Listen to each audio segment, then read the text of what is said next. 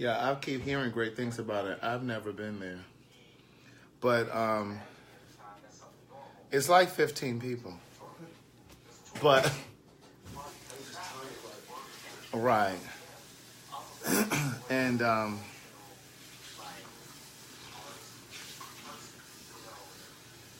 I got to figure that out. Because, see, I don't want to have to wait. Well, I mean, you're still going to be waiting regardless, but then they going to make you wait longer if your whole party's not there. Yeah, see. Or just, maybe check and see what they say. I may just tell, I don't know. We'll see. Because, see, the person that's going to make the reservations actually knows them or something. Okay. So I'm hoping that can, I don't know. They have upstairs, too, so they may be able to do like the upstairs, too. Mm-hmm.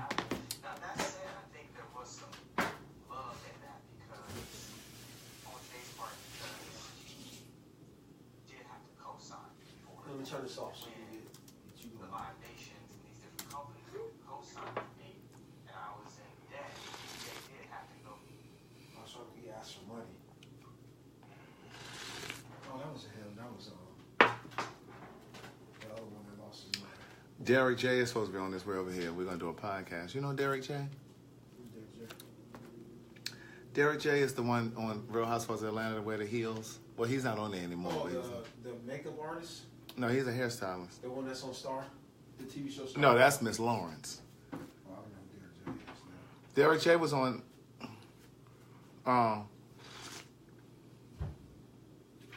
Derek J was on... My eyes went straight to Jonathan Carlisle's message. Thank you, Jonathan. I appreciate you ordering the books. I really, really do. I'm glad you're enjoying them. Derek J was on the Housewives of Atlanta. He's a hairstylist. He's a short guy. Wears the heels. I could pull up a picture for him, but anyway, he's supposed to be on his way over here. He's supposed to have been here now. I told him to be here at 9. Was I on fire last night, Keisha? Will and I just had this whole conversation just now about this whole Kanye thing. He trying to let me have it in here. I'm being the voice of the people. I'm the voice of the people too. You gotta make sure that, you know. I'm the voice of the people too. Jonathan, I really, really appreciate you. I'm going to come back to you in a second. I got to finish getting Will together. I'm the voice of the people too. But what I was saying to... CraigTheWriterStewart is... I'm going to let him finish. Living in his genius that he don't go off, you know. Back, you know. Well, here's what I was saying. You guys know what I said last night about the whole Kanye thing. And you know, Leah Pryor commented today in the So Much to Say podcast pen pal group saying, well, Craig, if you're not agreeing with Kanye, why does it sound like you giving him a pass? I'm not giving Kanye a pass. I'm not giving him a pass. I just personally feel like, and this is what I was saying to Will a moment ago, I feel like that we as black people, we don't always allow people the freedom to think outside of what we all collectively think as a people. And as I was, hold on, isn't that what I was saying? Yeah, but you said we now. Before it was y'all. Oh, well, you know, I say y'all. I say y'all. Listen, y'all, look, y'all. Now you acting. Now that takes a little bit of the edge off. You say we because you participate, but before you stated. Well, because sometimes I am guilty. Sometimes I am guilty too. Now I feel even better about what you said. Sometimes I'm guilty too of not allowing other black, like for example, like I was talking about the 2 black guys with the Starbucks thing. I don't agree with how they settled it. But again, we all travel this road. Like this thing called life is so difficult for each of us as individuals. That's why I always say it is important for you to focus on your life. Don't be worrying about whether or not this person is gay, whether or not this person is a lesbian, whether or not she got 3 babies' fathers. You don't have to worry about what anybody else is doing because life is so difficult. And all you need to do is focus on your shit. Because life is so complicated, you don't have time to deal with nobody else and try to figure out nobody else's stuff. I'm not saying that I agree with Kanye. Again, last night, I simply said, I didn't hear what everyone else heard. I didn't hear him saying, those, yes, I heard what he said about slavery, but that's not how I interpreted it. What I'm saying now is, what I was saying to Will a moment ago is, sometimes y'all, black folks, don't always, but I said we too, we black people don't always allow other black people to deviate from what black folks collectively think. Remember the example I gave about, like, for example, like I said to them last night, Will, about Denzel Washington. Now, in the black community, Denzel Washington is a staple. Cicely Tyson is a staple. But let a black person say, Denzel really ain't that good of an actor. Look, shit, I get grief and flack when I say Tyler Perry's shit is garbage. Because all of a sudden, black folks hear me tearing down another black man. No, I'm just thinking critically. Because if I said Steven Spielberg shit was garbage, wouldn't nobody say anything because I'm black and he's white. But because I say that another black man's work is garbage, y'all want to act like I'm hating. No, I'm just thinking critically. And so I'm not saying that I agree with Kanye or not. What I'm saying is he's entitled to think what the fuck he want to think. Like, that's on him.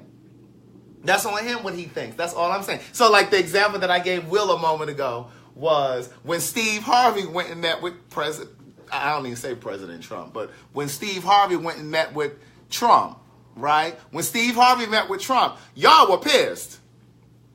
Y'all were pissed off of Steve Harvey. All of a sudden, he was a coon. All of a sudden, he was a sellout. And my thing was, I didn't think that. Did I agree that he should have met with Trump? Nah, maybe not necessarily. But a lot of you may not even know this. But President Obama encouraged him to go meet with 45. Thank you, Tina Marsh. President Obama encouraged him to go meet with him. What I was saying to Will just a moment ago, and what I was saying even at the time when that whole thing happened, what I think Steve Harvey should have done was, because Steve Harvey is not a thinker, he's not a thought leader, he is a comedian and a talk show host. He's not an activist. What he should have done was, he should have gotten John Lewis on the phone. He should have gotten some civil rights activists and gone to that meeting with him, with Trump, because you're not versed enough to talk about what black people need. Yes, you're black, but you don't really know what black people need in the public sector. That's all I was saying. But see, black folks threw Steve Harvey to the dumps. Oh, he's a coon and he's a sellout and we gonna boycott Steve Harvey. See, that's what I'm saying. We talk about boycotting too much. That wasn't even nothing to boycott. Because if you really pay attention to Steve Harvey's career, Steve Harvey, his philanthropy and where he gives his money is rooted in the black community. He has a camp, this leadership camp for these young boys that are in single parent households by women. Like, he does a lot. And see, y'all talking about boycott Steve Harvey, and I know it's not all of you, but I'm just saying. You know, y'all get real.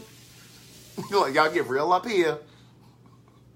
Look, y'all get real up here. So all of a sudden, because Steve Harvey went and met with Trump, all y'all want to throw him to the curb. No, that doesn't mean y'all questioning this man's blackness because he met with him. Now all of a sudden y'all questioning his loyalty to the black community because he let people be free thinkers. And this goes back to what I was saying last week about me as an artist. As my star rises, thank you, Charles Comina. As my star rises, I still have the liberty to think freely. I'm not saying that you have to agree with everything that I say.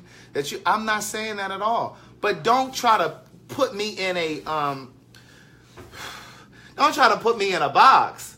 You know what I'm saying? Because like before I came on here, Will was saying, I was saying the reason that I have, quote unquote, a following now is because I sat in a corner and wrote these books. Not because I was writing what I thought you wanted to read. I was writing what was important to me. I was writing what I thought was special, what needed to be said that hadn't been said, which is why this book is called Words Never Spoken. I wanted to tell a story that hadn't been written. So now that I have a following, I can't let you all decide what I write because then that's not really art. I'm allowing you to curate my art and what I do. Then I'm not giving you what you need because then you're telling me, oh, well, we need you to do a book that's about such. No, I'm going to give you what you need. But as it relates to Kanye West, when he starts to go off on a mental spiral. Well, that's just it. Kanye. We're catching him. Well, right. But that's what I'm saying. That's why y'all shouldn't be taking what Kanye said personally. No way. The man had a nervous breakdown. He had a mental breakdown. So why y'all sitting there wondering about what he said? No, any damn way. And like I said last night, with all this going on in this country right now with black folks, unarmed black folks, men, children, women getting shot down, our energy is better spent elsewhere. Our energy is better spent calling up the goddamn mayor in your city. Because like I said last night, the mayor in your city is over the police department. While y'all sitting here mad with Starbucks and talking about boycotting Starbucks, and y'all mad because they only closing 8,000 stores for diversity training, you need to be calling your mayor in your city and seeing if they're going to start up some diversity training for the policemen in your city. Do that. That's all I'm saying. You need to be calling your congressman every fucking day. While you not ordering your macchiato because you boycotting Starbucks, you need to be calling your local congressman. Yes, there was a young woman that was killed last week. We want to know what you're doing about it. That's what you need to be doing.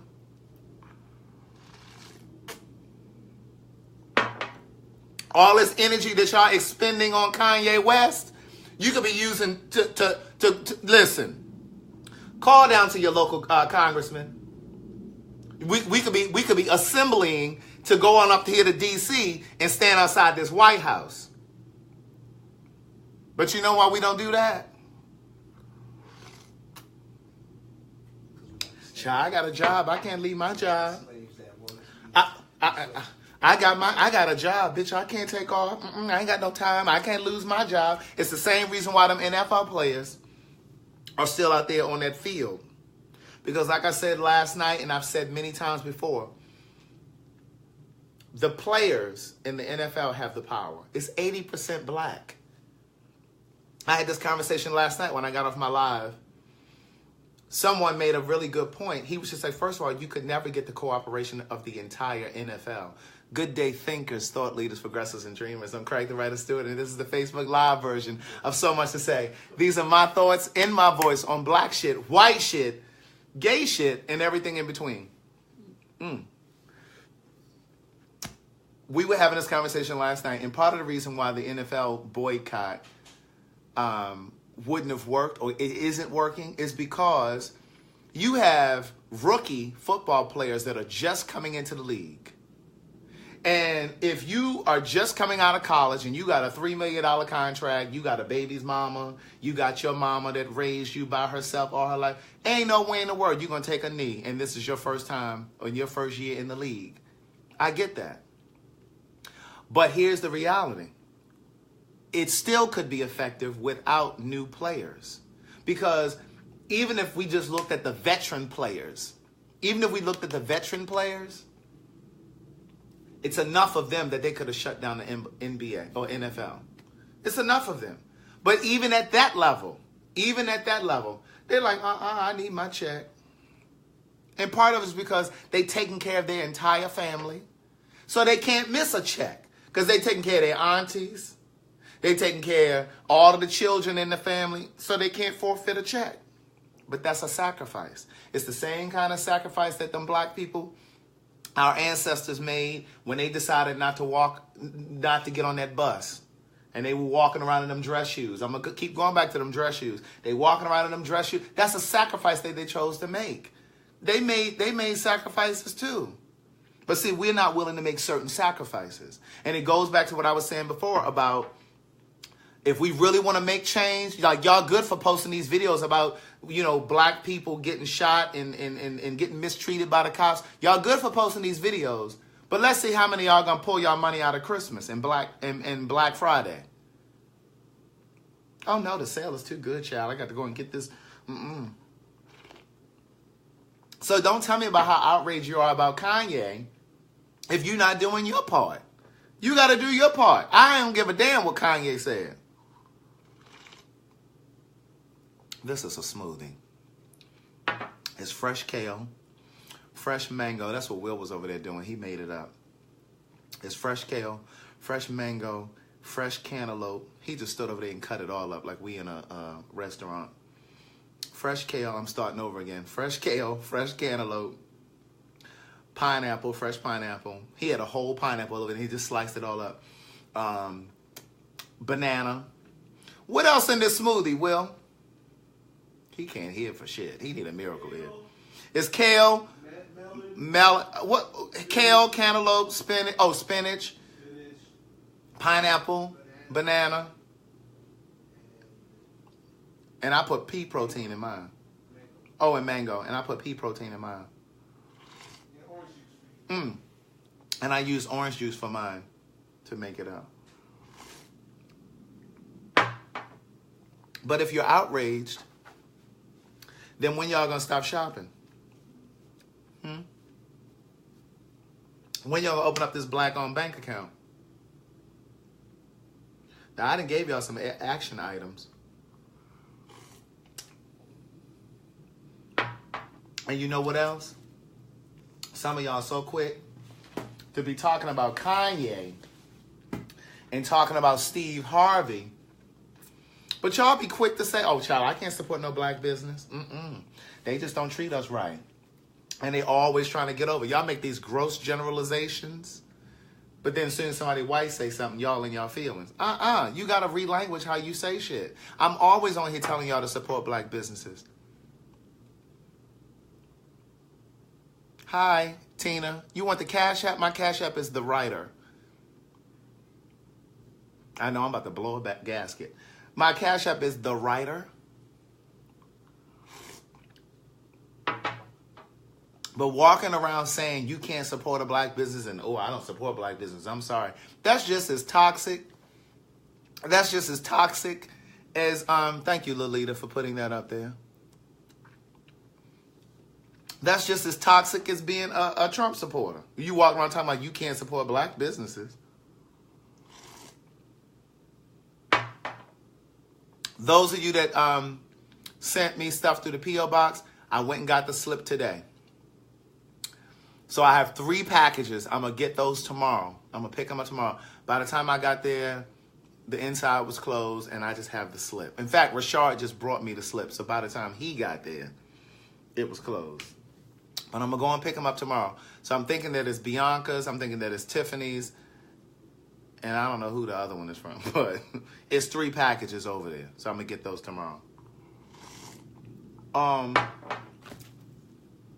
Then let me get to my list, because that was not even what I was trying to talk about tonight. That Will got me stirred up in here.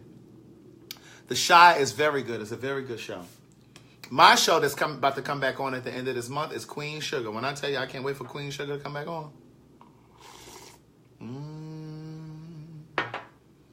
That Queen Sugar is not to be played with. That is my show.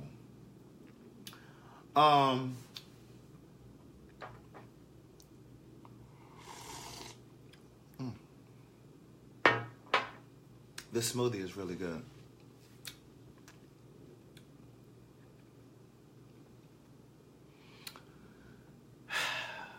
Did you guys see my post today?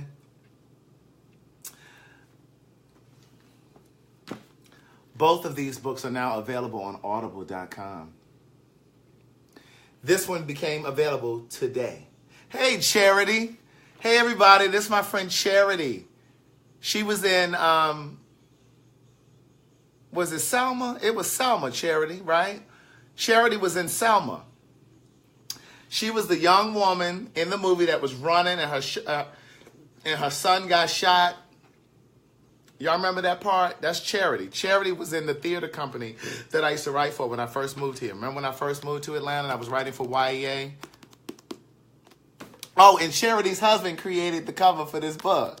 My cousin did this one, but Charity, her husband did this one.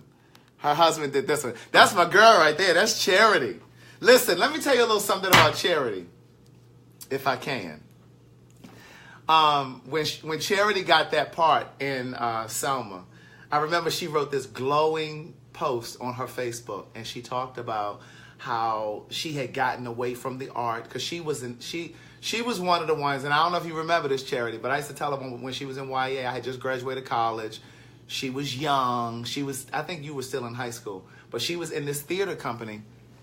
And I used to tell her all the time, I'd be like, oh my God, Charity, like you really have it. And I remember there was a period where she wasn't like acting because life started happening. And she kind of was just away from the art. And she was like, I want to get back out there. You know, I just haven't done anything. And next thing I know, and on this post that she made on Facebook, she talked about how she was so grateful to have been a part of this movie called Selma. And how just the year before, she was in a very difficult place trying to find money to be able to buy Christmas gifts for her kids. Charity, you don't know I read that post, but I remember that post. I never forgot that post. And she talked about how it's so amazing how and what a difference a year can make. Because the year before she had the role in Selma, she was just trying to get back out there into the art and just trying to get back to doing the thing that she loved, which was acting. And she had started this online YouTube channel. She had started this show. What was it called? Mommy Chronicles. Charity, what was it called? Are you still in there? It was called Mommy Chronicles or something like that. I was following what you were doing. I was following.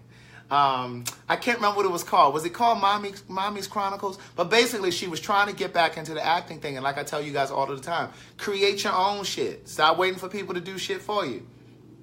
She created. Yes, you got to hang it. Yes, uncensoredmom.com. And so basically, it was like a show that she put together. I think she and her husband were doing it. I think Mommy Uncensored. Yes, that's it. And she and her husband were doing it because, like I said, her husband is creative too. He created the cover for this book, and I really wanted him to create the cover for my third book, but he was busy. Child, he doing movies. He doing movies now. He does the doesn't he do Greenleaf, the artwork for Greenleaf? But he does like all of the signage for all these great movies and stuff now. So he ain't had time for me and my little book cover. But she and her husband basically put together like this little show. It was like a YouTube show. It was like a web series, and it was basically showing her as a mom, you know, like back home. But it was like it was funny. It was a sketch comedy. And then, like I said, after that, she got the role in Greenleaf. I mean, not Greenleaf, Selma, the movie. And she put this beautiful thing on there, and she was just saying thank you to everybody. And my thing is, you have to put your energy out there. So even though she was auditioning for things and she wasn't getting any parts, she ended up creating her own web series. Put that out there on YouTube. And then because she put that energy out there in the universe, the role, I believe, came from Selma because she was doing her part. She did her part. And then the universe rewarded her with the role in Selma. So anyway, let me get back to what I was going to talk about tonight.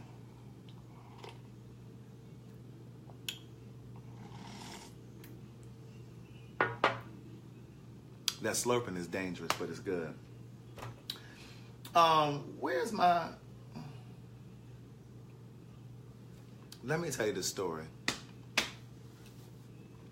I was telling Mike this earlier, and I said, I'm going to have to tell him about this tonight.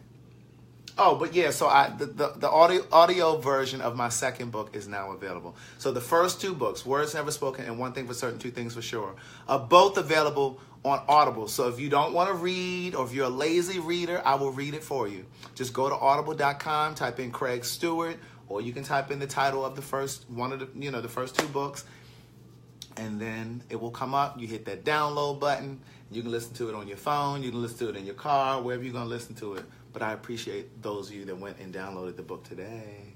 I appreciate it. But anyway, I was telling Mike earlier today that I remember when I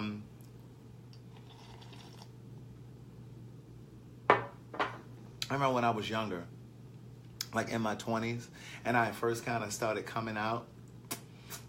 And for those of you who don't really know how the community works, the community. Oh, thank you. Is it Ramo? Ramo Knights? I appreciate that, Ramo. So when I first came out, I was like 22, right? And so I moved here. Well, Ramo, you're going to like my podcast too. I host a podcast called So Much to Say. It's free. Now, the podcast is free. It's called So Much to Say. It's an Apple Podcast, SoundCloud, Spotify, Google Play, Stitcher, TuneIn. And we talk about this kind of stuff. So anyway, at the time, I was a new face in the community. And when you're a new face in the community, the kids know you new. You go to a house party. Oh, who is that? I ain't never seen him before. Who is he? You know him? Oh, he must have just moved here. Oh, he must have just came out. So they know when you knew, right? So I was this young tenderoni. I was new on the scene. Looking all fresh-faced and stuff. I had a goatee at the time. I didn't have a beard. I had cornrows. Giving very DMV. I had my butter Timberlands on. Yeah.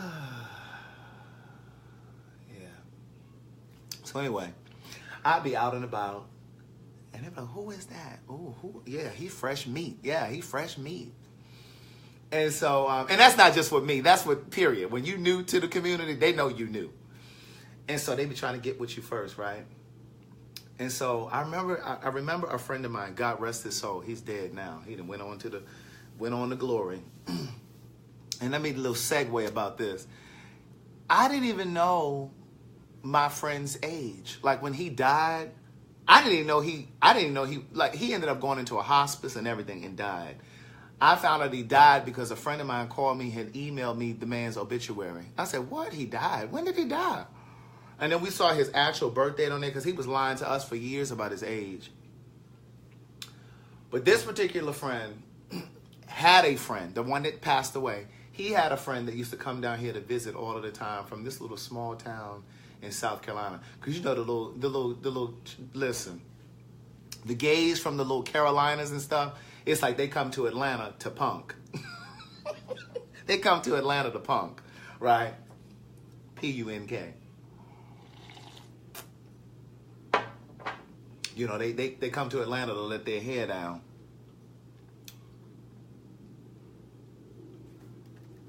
Derek J. texting, bring your ass. I'm going to stay on here till Derek J. come, right? So I'm going to stay on here for a little while. So he would come down here from some little town in South Carolina. And mind you, I was like 22, 23. He was in his 40s then, right? Now, there are two problems. First of all, you in your 40s and you still worrying about what your family think.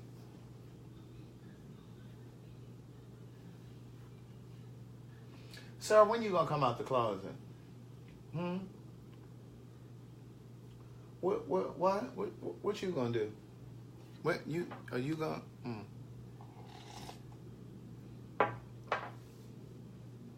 And that's another thing. Some of y'all worrying about Bill Cosby's accusers, talking about why it take them 30, 40 years. The same reason that you got grown-ass gay men that are in the closet that still haven't told their family that they gay.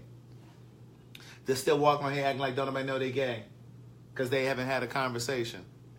If y'all don't cut that out, those women came out when they were comfortable too.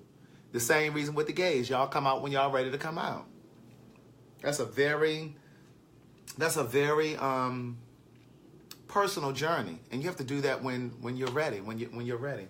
So anyway, this grown man, because I was a young tenderoni, he ain't had no business trying to fool with me, but he used to come down here every weekend because you know Atlanta is the place where there's always something to do. There's always a party. There's always something. So this man would come down here. He would drive down here,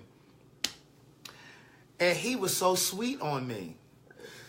And at the time, I'm clear now. I know who I am now. I know my name now. But at the time, I didn't know how to tell a person, like if I wasn't interested, I didn't know how to gently let them down. And I didn't know how to say no. Like if you asked me for my phone number and stuff, like I didn't know how to do all of that. I'm clear now on how to do it. So since I didn't know how to do it, whenever somebody was interested in me and I didn't want to be bothered, I was really abrasive. I was abrasive. And I'm telling you this story because I was telling Mike earlier, I said, there's probably some people in here that do that shit right now because they don't know how to, they don't have the language to communicate to people what they need and what they don't want. They sometimes are curt, abrasive, terse. There's 3 words for you. Alice Morel. Hold on, we got a commercial. Alice Morel. The audio version of this is available. It dropped today on audible.com. What is Curtis saying since I'm right here? Hey, girl, hey. Oh. So this guy will come down every weekend. We'd be getting together to go to a party or something. And we'd be standing around like, you know, after the party or during the party or whatever. And he would just stand there and stare at me. Sir, stop staring at me. Sir, please stop staring at me. But I wouldn't say anything. I would act like I didn't see him. That's how cold I would be. I would look around and I would have this grimace on my face like, because I wanted to look uninviting and unapproachable. And so he'd be looking at me, he would just, and like other people would, you know, he engage in other conversations and stuff like that. But then he'd turn right back around and he'd look at me. And he was just waiting for me to make eye contact, and I wouldn't look at him. I'd look everywhere but at him. And then like whenever he would try to stand beside me, like he would come and try to stand beside, like we were standing in a group, he would always try to stand near me to try to strike up a little conversation. And I'd move to the other side. I was a motherfucker. Oh, I was a motherfucker. Charity, I know you got children. Put your earphones on. It gets a little greasy in here. I get to talking real slick and greasy.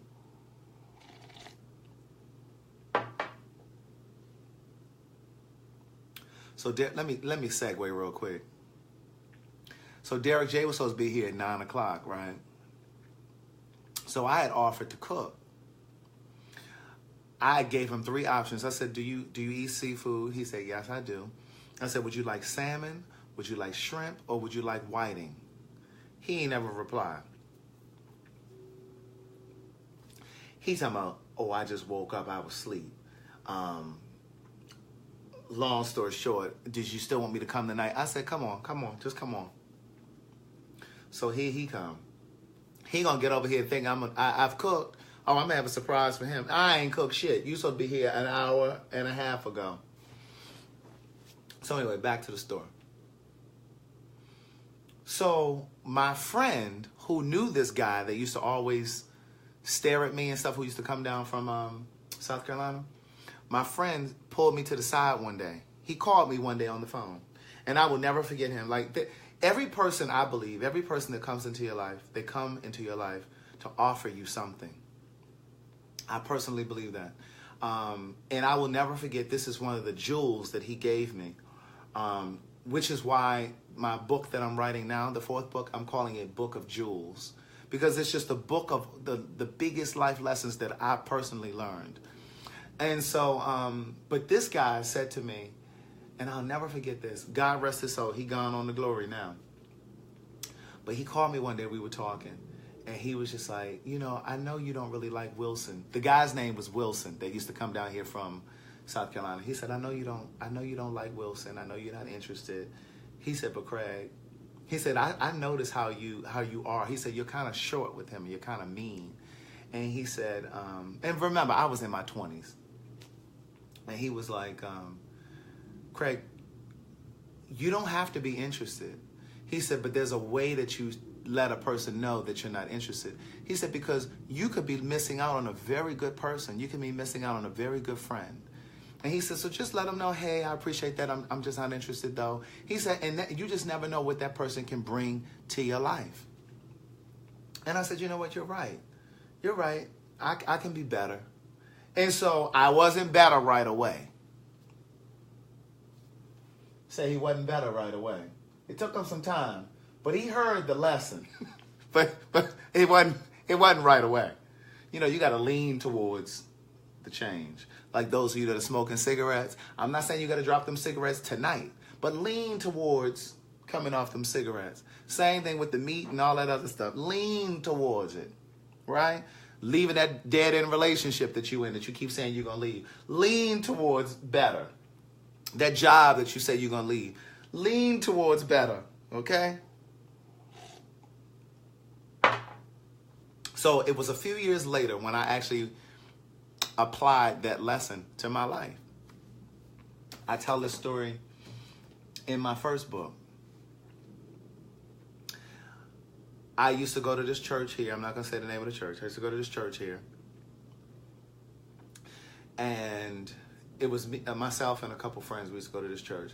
And one of my friends knew the bishop's adjutant.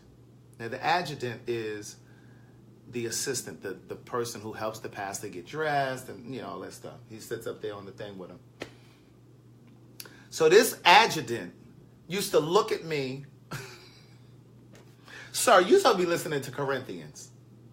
Matthew, Mark, Luke, Job. You sitting here staring in my face. You know what I had for breakfast because your eyes are down my throat.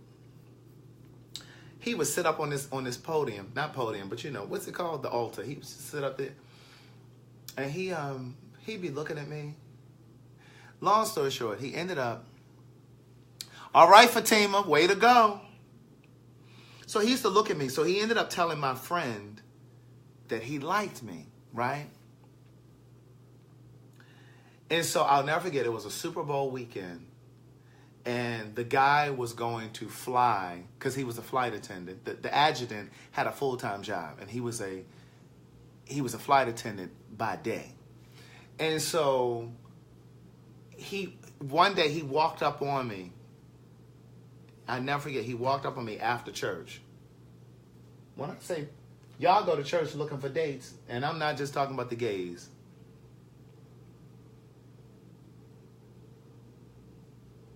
Church service wasn't even over good. He had walked up to me. I guess he figured, let me catch him before he get out this door. He walked up on me and was like, hey, how you doing?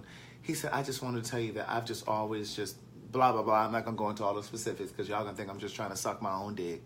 But he was just going on about this stuff, about what he thought about me and how he had been seeing me for some time. Child, he had been watching me for years, okay? Years. And so he talked about the first time he saw me. He described what I had on. I was just like, good God almighty. So long story short, he was like, listen, I'm supposed to fly out of town today to go to D.C. Because like I said, he was a flight attendant. He said to spend the weekend because I don't have plans for, you know, whatever. He said, but if you have dinner with me tonight, I won't leave town. And I just thought it took so much courage for him to come up to me after church. And I could tell he was nervous, you know, and I always give people credit. That's why when I said to y'all the other day, and I even said it on this last podcast, the one that dropped this past Monday about matchmaking, I give a person so much credit when they come up, when they approach, and not just me, because I approach who I'm interested in. I give a person so much credit when you can approach, because it takes courage to do that. It takes courage to approach somebody. But you get credit from me. Now, if I'm not interested, I'm not going to lead you on. But I will let you down gently. And I'm like, oh, I really appreciate that. You know, whatever. So I said to him, I said, I'll have dinner with you.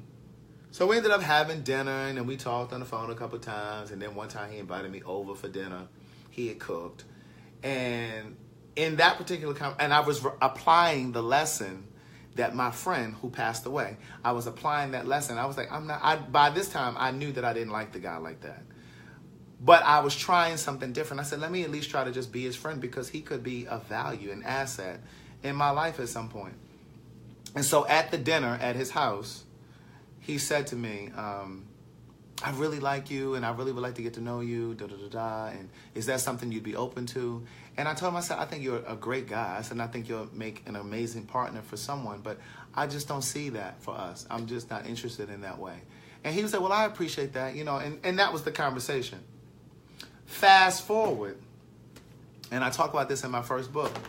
My black ass was somewhere needing help with my rent. Remember I told y'all the other night that I went to my church and asked them he's the one who actually went to the church and asked them for the money to help me with my rent. Keisha, you glued to my words. He actually went to the church and asked them for the money. So he was the one that did that. And then he came back to me and said, here, they gave you $100 for now, and they told me to tell you to come back next week, and they would give you some more. And so when I went back the next week, I think they gave me another $300 for like a total of $400. And that's when the deacon was like, man, look, don't come back. You can't come back. Don't you come back here. But he was the one who did that. And I remembered my friend who passed away, and I said, wow, I'm glad I listened to him, because this was a full circle. That was a full circle moment for me. And so, but it still ended up backfiring, and this is how it backfired. So I ended up becoming friends with him. We're friends. We're cool. I would have a birthday. He would come and celebrate my birthday with me, like birthday dinners and stuff. Like he was a friend. I did my stage play. He bought tickets to every single show. Like I did a Friday show. I did 2 on Saturday, 2 on Sunday. He bought tickets for all 5 shows. Never asked me for a free ticket. And the thing, Tyler Perry asked for a free ticket. So anyway, he bought tickets to all of the shows, and we just became really, really cool. And then when I was living someplace else. This was years ago. He was like, well, listen, I'm looking for a new place. Yes, Hope, you picking up what I'm putting down.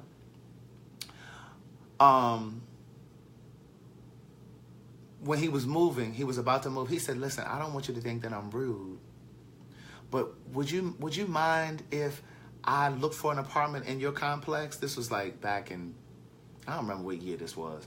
He said, would you mind if I said, no, I don't care about that yet. In fact, put me down as the reference so I can get that referral fee. Huh?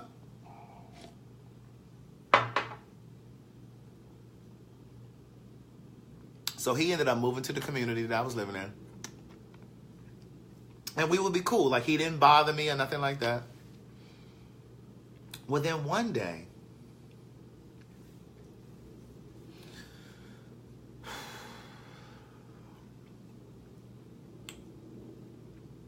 these are my bangs.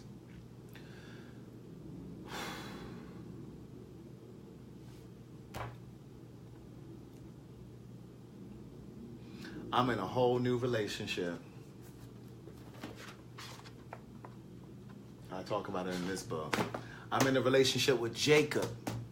Y'all remember Jacob? The one that was on coke, that was doing coke? I'm in a relationship with Jacob.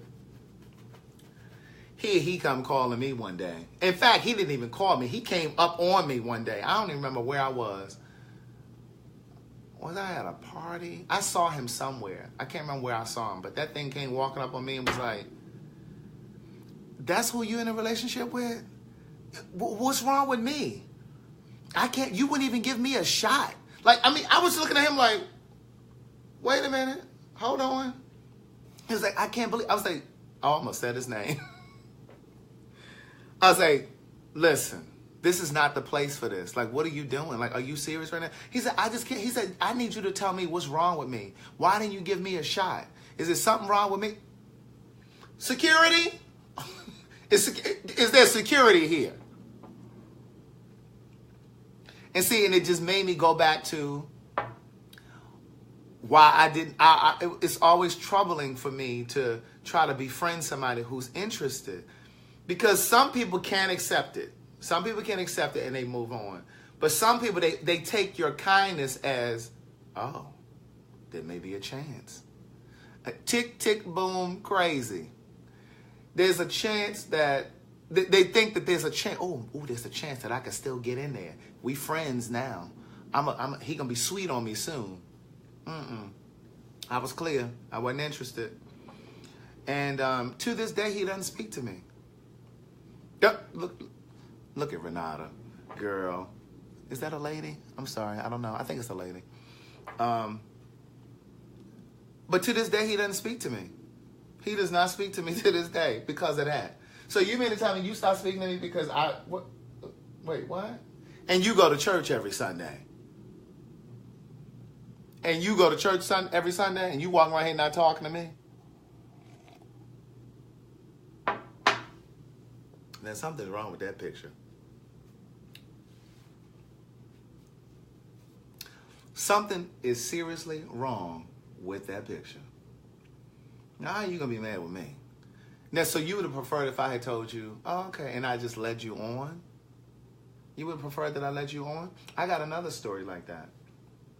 Oh, but wait, before I go to the next story, let me tell you this. So the thing that was, one of the things that I thought was so adorable about this whole situation, because once we became cool, Mike, I just told you this story. One of the things that I thought was so cool, though, was so adorable, was because he was the bishop's adjutant, he worked at the church. At this time, remember, this is years ago, he didn't like going out to the gay clubs because, you know, the gays be at the club and they be at the church, and he didn't want people to recognize him, so he didn't like to go out. That's Derek J. That's Derek J. He coming through the gate. So sorry, that's why it stopped. I am not mean, Mike. So, but one of the things that was so adorable was he didn't go to the clubs, right? But he had friends who worked at the church with him, but the choir director and one of his friends was an usher. Child, they were at the club every week. And at this time, I was in my 20s, and I used to burn the clubs up.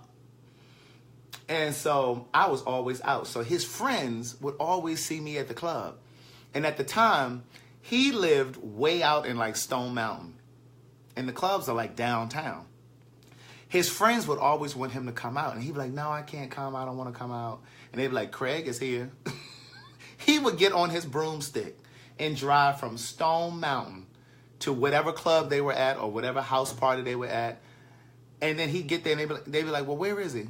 He'd be like, where is it? They'd be like, he ain't really here. We just wanted you to come. He told me all of this once we became friends. They would use me as a plot, as a ploy to get him to come to the club. Then there were times that I would be at the club and they'd be like, hey, Craig is here. Come on out. So they'd be like, please. He'd be like, please don't lie to me because I'm on my way home. He said, I can't tell you how many times that I turned around on the highway and came back to the city. And he said, there were times that you were there. He said, I'd be standing like right beside you. I'm like, that's crazy. Look at Tracy talking about start over.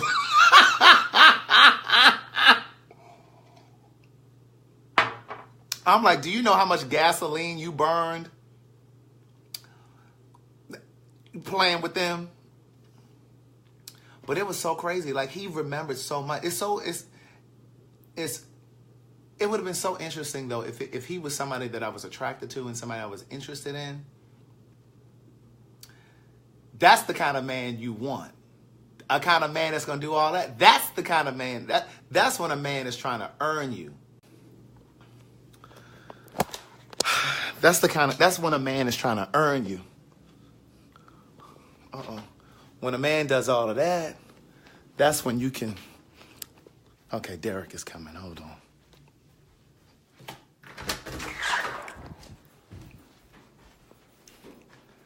I'm on Facebook Live. Are you in your pajamas? Yes, bitch. I was asleep. Wait a minute. Don't come over here with all that attitude. Honey, we said 1 o'clock, and it is now 10. But see, at 1 o'clock, you didn't. You. No, sweetheart. I said I Wanna, come now. Can you take your shoes off, please? Oh, yes. You need some socks? He got his toenails done. Look. Yeah, why am I gonna have some ugly feet? He got his toenail. Come on, pajamas. And he got his turban on. Come on, Florida Evans. Child, I was in bed asleep, honey. Derek. Yes. I told you to come. When we talked yesterday, you were supposed to come. You said 1 o'clock. And then you said, oh, I got something to do at 3:30. Let's do 9. No. Derek. Would you like to look at the yes, text? please let's look at the text. Please, let's look at the text. Look. Okay. He said, hey, just confirm that. Yes, we still Let's speak clearly. Let's speak clearly. Yes, what time did we wait say? a minute, at 11:13 today. a.m., right. I said, hey, you, just confirming today. I said, yes. Wait. Let's see what time you responded. At 11:48. At 11:48, you said, yes. What time did we say? When you leave work, I have an appointment at 3 now if you want to go on, or at 9 p.m. I said, okay, that's fine. When you leave tonight at 9 p.m., I'm already off. And I said, okay, you coming now or later? I'm coming out. I said, I can come now. What time was? Then I looked and saw that you live 30 minutes away and it was traffic. What time did you say I'm coming now? Then you say, I said, I'm coming now. That was at 1 o'clock. Right. Yeah. Then I said, I'll wait till after your thing. Then you said 3 o'clock. You said 9 o'clock. Then you called me and was like, oh, come now. Just all over the place. He need an assistant or something to try to get these times and stuff right. Derek, that's okay though. I'm here. It's 10 o'clock. I'm supposed to be asleep. Hey y'all. You got You have you have to work tomorrow? No, I just get up in the morning. I'm a busy woman, honey. I get up in the morning. You a what? Busy woman. I don't lay in the bed all day. You a what? Busy lady. You, Yes. look, catch the finger. Mm-hmm. You a what? I wake up at 6 a.m. You a what? I gotta go to the gym. You I a what? get my life together. A busy lady. Yes, and I have a business I run. I have a lot of stuff going on. Well, that's part of what we're gonna podcast about. Okay. Derek, you are something else. Now, I didn't even go ahead. I didn't even cook because I didn't think fine. you were Oh, coming. no, because I ain't trying to stay that long. So get your ass up, and so we can do what we got to do because I got to get back home and go to bed. See? Thank you, Michelle Murray. Mm-hmm. So get up, honey. Let's start up. Let's write those things up. Let's do what we need to do. We're going to go over here and light up this thing. Yeah, well, get this thing popping. All right. Go. Where I go? You can sit right there. you can sit right there. What, you drinking on some soup? No, that was a smoothie. Would you like something to drink? No, I'm okay. No water? Well, I am parched. You know, that drive was long coming in. Listen here. Listen here. So, would you like cold water or would you like room temperature? Thank you. Okay. I do. I have room temperature. Now, guest, I give Deer Park. Is Deer Park going to be okay for you? You know my guests don't get Fiji. You got your what? Voss. Oh, you have Voss water? Mm-hmm. Where is it?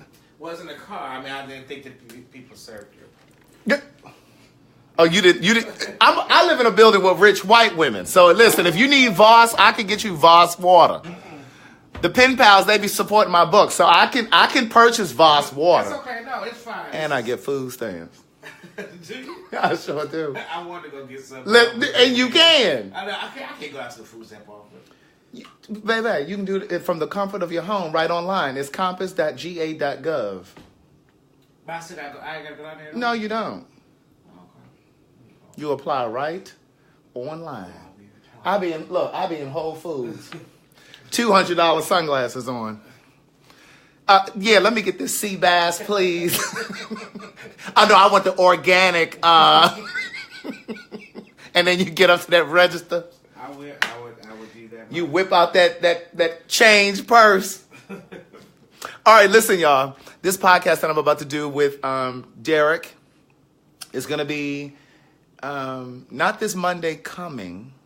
No, I think I may put it up this Monday. I was going to do another one this Monday, but I'm going to put it up this coming Monday. Oh, yes, I needed to be up as soon as possible. Thank you. I have my people double check with you. When I say I do not like him, this is about to be a conversation. Listen, if you're not subscribed to the podcast, it's for free. It's called So Much to Say. It's available in Apple Podcasts, SoundCloud, Spotify, Google Play, Stitcher, TuneIn. You can find it on my website, CraigTheWriterStewart.com. All right, I will see you guys tomorrow. Have a good night. Bye.